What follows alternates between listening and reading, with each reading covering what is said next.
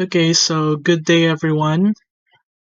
This is Mr. Carlo Lain, your math teacher for grade 8 math, and we are now in quarter 2 of our mathematics subject. And now I've decided to create video lessons para mas makasabot mo sa inyong modules o mag-guided mo sa pag-answer sa inyong modules, especially this second quarter. So I want you to get your modules and follow along so that you will know how to answer your modules. So we have here mathematics, quarter 2, module 1, which is the linear inequalities in two variables. So let's go over our lesson for today. So we have here, so these are the expected outcomes after you've answered and read this module. So kindly read this na lang.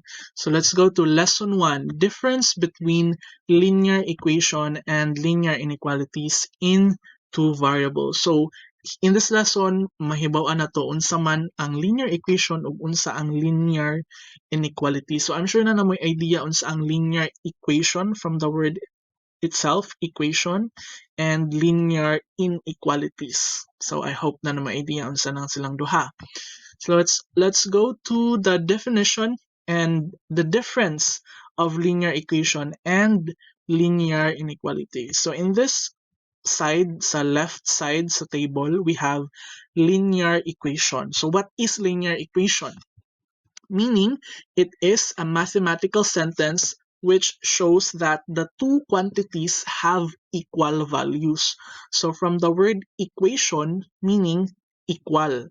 So ang both quantities sa left o sa right, equal.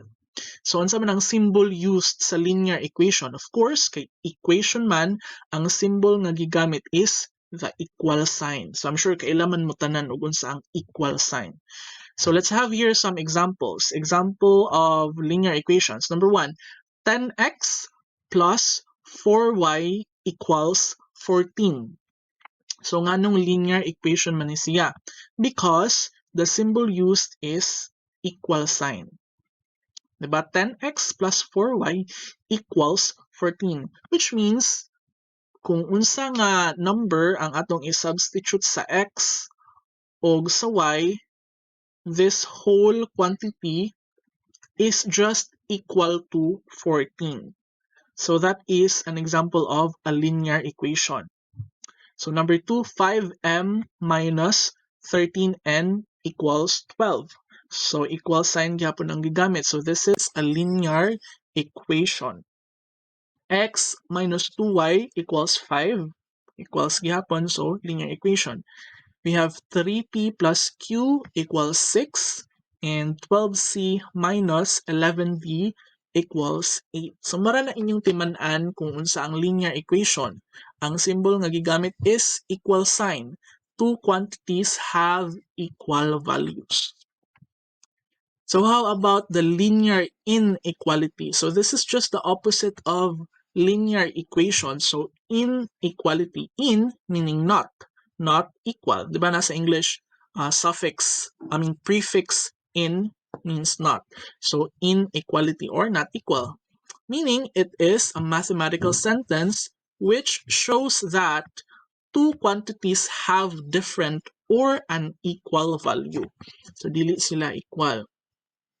So kung sa equation, linear equation, ang symbol nga gigamit is equal sign, unsa man ang gigamit sa linear inequality, daghan, pwede nga not equal sign pero nay bagli sa tunga, that means not equal, greater than, less than, greater than or equal to, less than or equal to.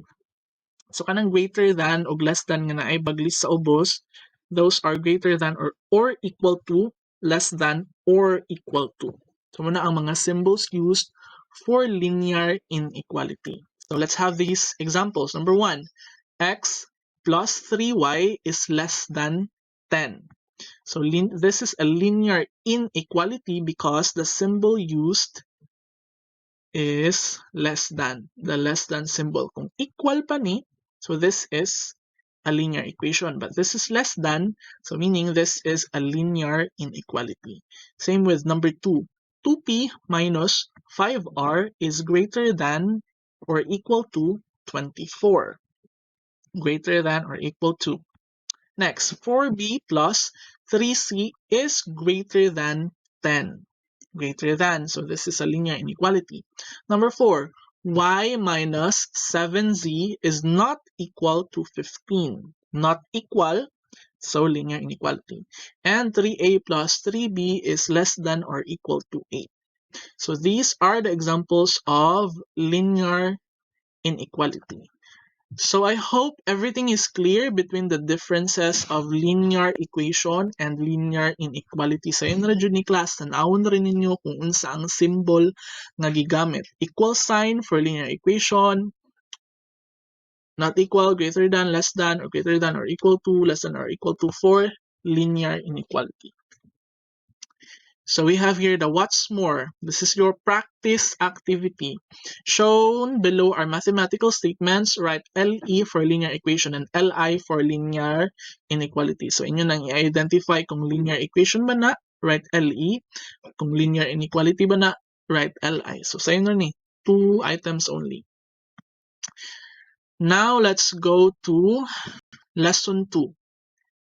Graph of a linear inequality in two variables. Wait, ngano di ang two variables? Kabantay mo sa atong examples, di ba duha ang letters x and y, m and n, x and y, p and q, c and d, ano, x and y, p and r, those are our variables. So duha man, so linear equation and linear inequalities in two variables. So sa lesson 2, magkat-on ta unsaon pag-graph. Unsa ang porma sa graph of a linear inequality in two variables. So unsa man ning graph?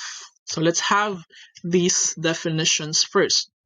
Graph of a linear inequality in two variables is the set of all points in the rectangular coordinate system whose ordered pairs satisfy the inequality.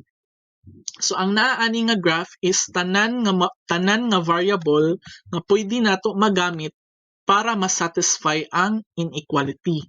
So let's go back to this example ra god. Okay, tahay kani.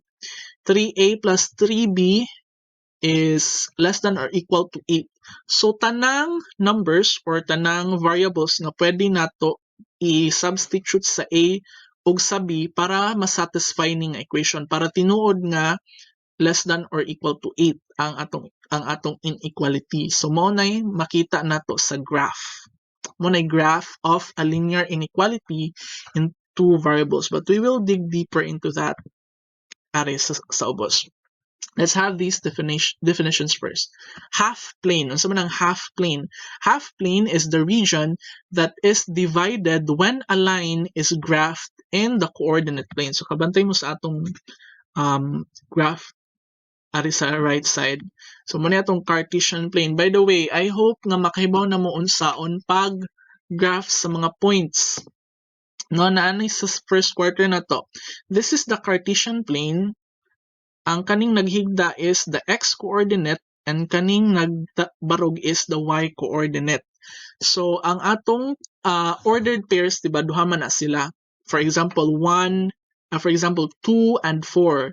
So, 2 ang x. So, ani. Then, 4, ari sa y. So, ani ang atong point. Ani makita ang atong point. So, nga nara pag-graph. So, unsa maning half plane? Half plane is the region that is divided when a line is graphed in the coordinate plane. So, kung nanatay mag-graph nga line, kaning nasa ibabaw nga side o kaning nasa ubos nga side, mo na ang atong half plane. Mo na ang the region that is divided. Ma-divide na nga region kung naanatay mag-graph nga line. Those are called half plane. And unsa may tawag aning line nga nag-divide sa duha ka half plane? That is the plane divider. The line that separates the Cartesian coordinate plane into two half planes. So maintindihan ninyo ha, those are the things that you need to remember in the graph of a linear inequality in two variables. So, ano na to sa steps? Steps in graphing an inequality in two variables. So, let's have this example. So, natay inequality. So, ito lang inequality, dili equal sign ang gigamit. So, this is y is greater than or equal to negative x plus 3. So, greater than or equal to man, so this is an inequality. Unsaon man ni nato pag-graph? So, muna yung first step. Replace the inequality symbol with an equal sign. The resulting equation becomes the plane divider. So, kaning atong y is greater than or equal to negative x plus 3. Ang atong inequality symbol, which is the greater than or equal to, atong pulihan og equal sign. So, from this, mahimo siyang y equals negative x plus 3. Kay ang greater than or equal to atong gibulihan og equal sign. So, mo na ni atong bag-ong equation. Mahimo siyang y equals negative x plus 3. Kani nga equation, mauni ang atong plane divider. Again, so gani ang plane divider, kadtong line nga atong mag-graph para ma-divide ang half plane. Para makuha na to ang duha ka half plane. So, muna yung equation na to. Y equals negative x plus 3. Muna yung first step. Pulihan na to og equal sign ang inequality sign. Second step. Graph the resulting equation with a solid line if the original inequality contains less than or equal to or greater than or equal to symbol. The solid line indicates that all points in the line are part of the solution of the inequality. If the inequality contains greater than or equal to symbol, use a dash or a broken line, which indicates that the coordinates of all points on the line are not part of the solution set of the inequality. So, sa may pasabot ito, diba, atong gipulihan og equal sign ang inequality. So, nanatay equation y equals negative x plus 3. Kung naanatay ingani nga equation, diba, pwede na nato siya mag-graph. Of course, kailangan nato siya i-graph ang line. This is a graph of a line man. This is a line. Okay, mo man na ang atong plane divider. But natay timan-an, if ang atong inequality nga given, bang atong given area is y is greater than or equal to negative x plus 3. Kung ang atong given is na equal to, for this example, greater than or equal to, ang atong gamiton para sa atong line, sa atong plane divider is solid line. Ingani, kanang ditso nga line, straight nga line, kung ang given is na ay equal to, na bagli sa ubos, greater than or equal to. Nga naman, this means that ang points nga nakarga ani nga line appeal sa atong solusyon. Kay di ba ang atong manggipangita in the first place is ang solusyon sa atong inequality. So kung solid ang atong line, ang mga points nga nagtungtong ani nga line is appeal sa solusyon. Then kung atong given sa inequality is greater than or less than ra, walay bagli sa ubos, ang atong gamiton para sa atong graph sa atong line is dash or a broken line.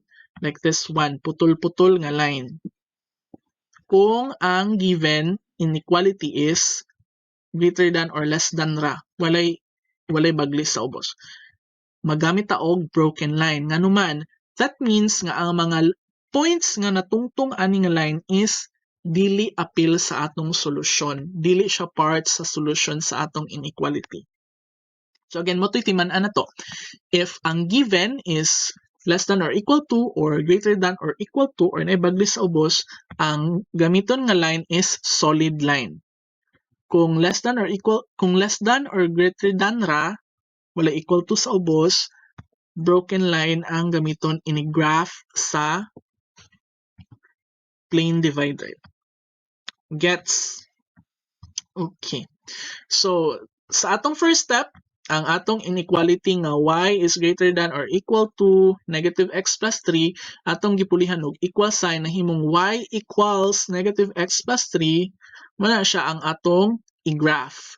And since greater than or equal to man na ay bagli sa ubos, ang atong gamiton is solid line. Now, saan man na nato pag-graph?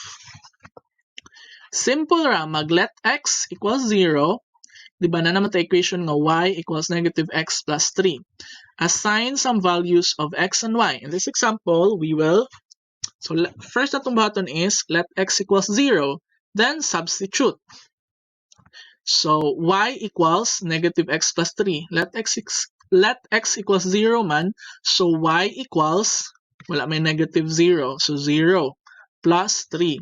Y equals 3. So ang atong first nga point is 0 and 3. Kaya 0 ang x, then ang atong nakuha is nga y is 3. So ang atong first nga coordinate is 0 and 3. So ato siyang i-point, magbutang tag point. 0 ang x. Then, ang y is 3. So, nasa positive 3 man. So, nasa ibabaw. 1, 2, 3. So, kani ang atong first point. 0 and 3. So, of course, kailangan man ta maggama og line. So, kailangan tag isa pa ka point para masumpay na to silang duha. So, mag-let y equals 0 na pud ta. Kay ganiha, nag-let x equals 0 man. So, let y equals 0 na pud. Then, substitute. So, y equals negative x plus 3. Magyapon nga equation ang gamiton. Let y equals 0. So, 0 equals negative x plus 3. So, nganong nahimo man ni siyang 3 and 0. So, ang x, negative x, ato siyang itabok sa equal sign mo nang mahimong positive x. Then, ang 3 na bilin sa pika, so x equals 3. So, ang atong next nga point is 3 and 0. Ang atong nakuha nga x kay 3, then ang atong y gilet y na to is equal to 0. So, ang atong next point is 3 and 0. So, 3 ang x. 1, 2, 3. Then, 0 ang y. So, ano siya? 3 and 0. So, nanatay duha ka points. Ato siyang isumpay para mahimong line. Again, use solid line because ang atong given kay y is greater than or equal to negative x plus 3. Greater than or equal to man. So, solid line ang atong gamiton. So, naanatay plane divider. So, mao na ni atong plane divider. So, ma-determine na ba nato ang solution sa atong inequality? Naapatay step 3. Choose 3 points in one of the half planes that are not on the line. Substitute the coordinates of these points into the inequality. If the coordinates of these points satisfy the inequality or make the inequality true, shade the half plane or the region on one side of the plane divider where these points lie. Otherwise, other side of the plane divider will be shaded. So, mamili ta og isa ka half plane. Naman tayo duha ka half plane. Nasa ibabaw, kaning nasa ibabaw, o kaning nasa ubos nga half plane. So, mamili tag point anywhere, ani nilang duha. Then, atong itry og substitute adto sa original nga inequality. So, tanaw na to. Step 3. You may choose any of the points in one of the half planes. In this example, we will have the points. So, ani nga example, ang atong gipili una is kaning half plane nga nasa ibabaw.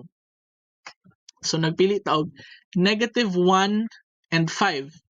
Aha man na nga point na bilong na ani kay negative 1 ang x. So, negative man ani nga side, diba? So, negative 1 and 5. 1, 2, 3, 4, 5. So, naani nga point.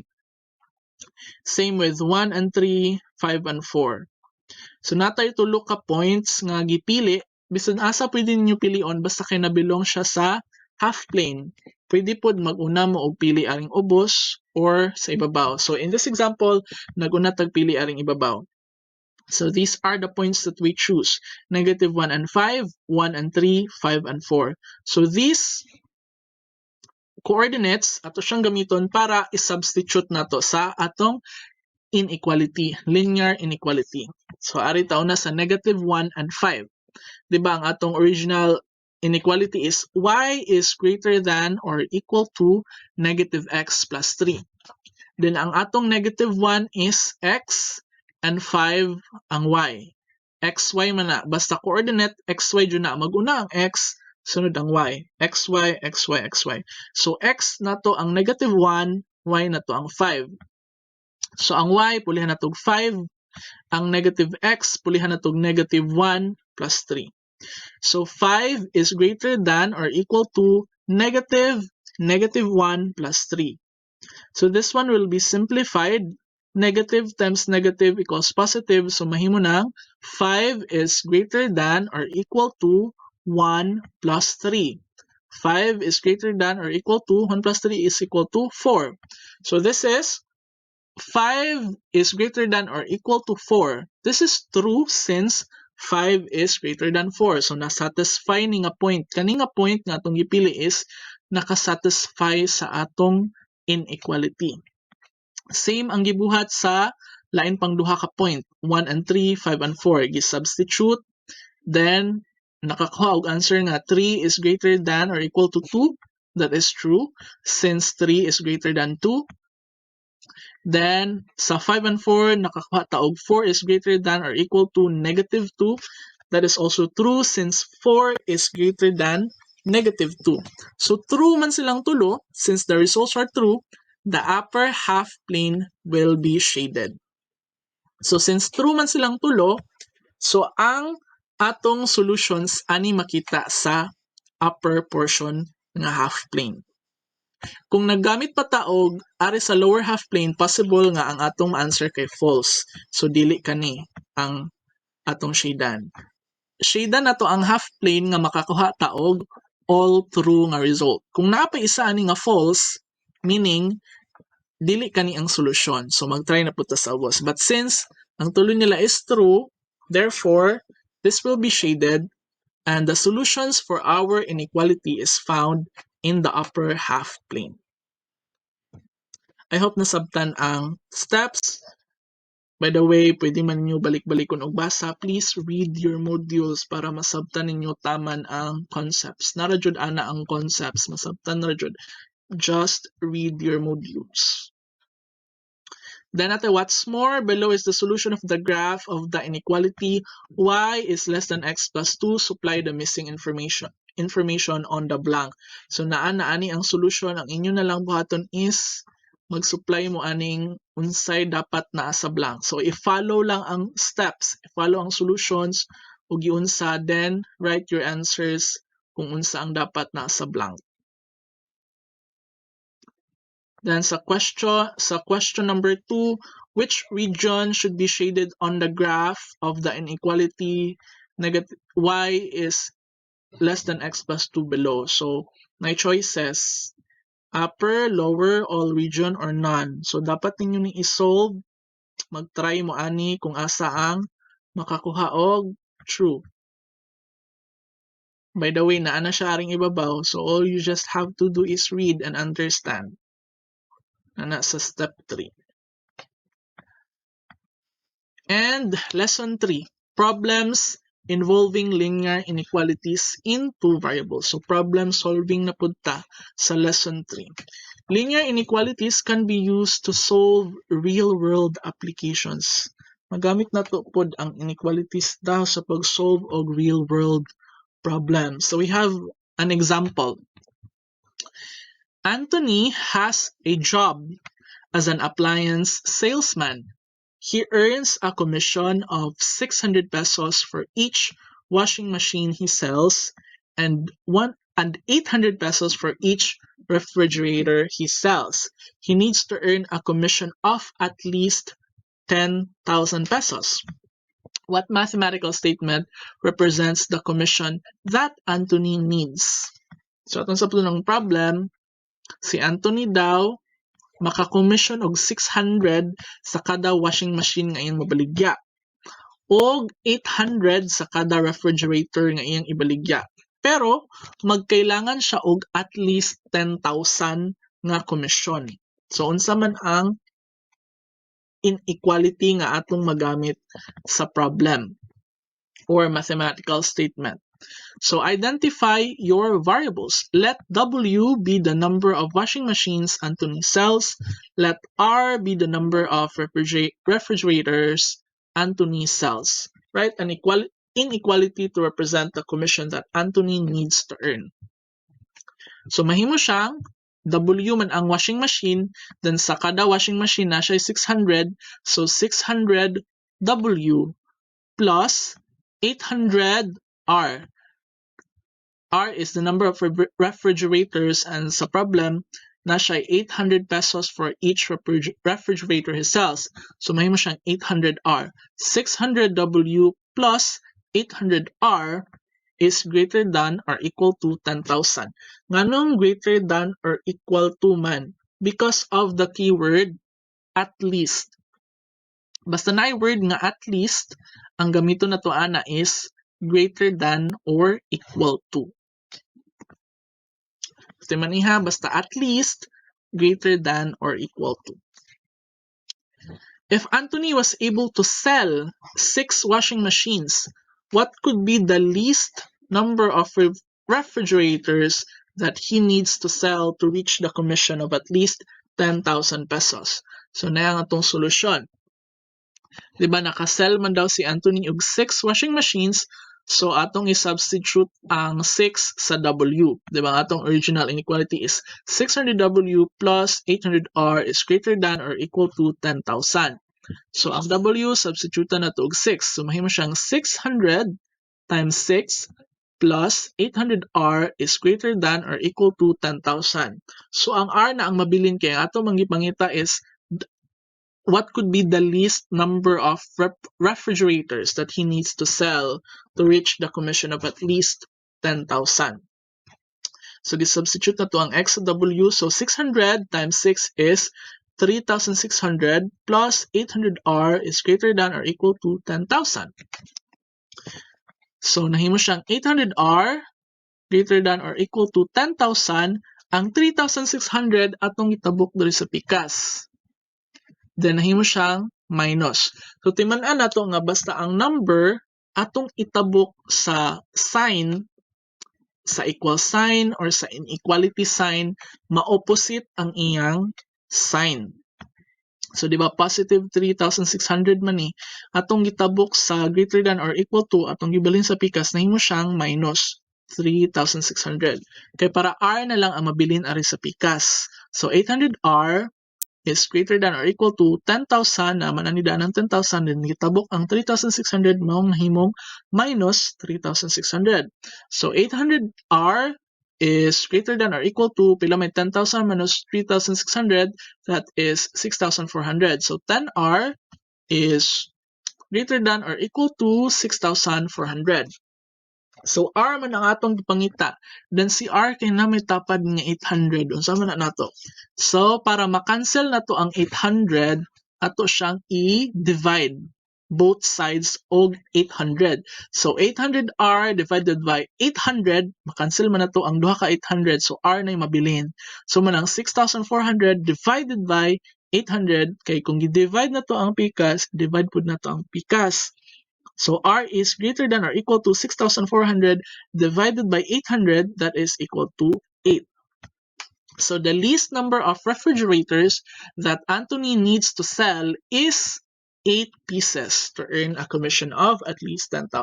So R is greater than or equal to 8. So ingato ra pag-solve ang linear inequalities. So sabton lang yun ang problem. And you can study a lot of examples on the internet. So now what's more, read each item carefully, write the letter of the correct answer. So multiple choice na ni, 2 items only. So read the problem and answer. Just choose the correct letter of your answer. And then that's it. That's the 3 lessons for Module 1 natay assessment. Please tarungog answer ang assessment because this is graded. Ang course assessment ang akong ibutang sa class record o akong i-grade. So answer the assessment carefully. Not just read the questions. You can also refer to the notes para mas maka-answer mo. So that's it for Module 1. If you have questions, don't hesitate to contact me on my Facebook Messenger or on my mobile number. And see you on the next module. Thank you for listening.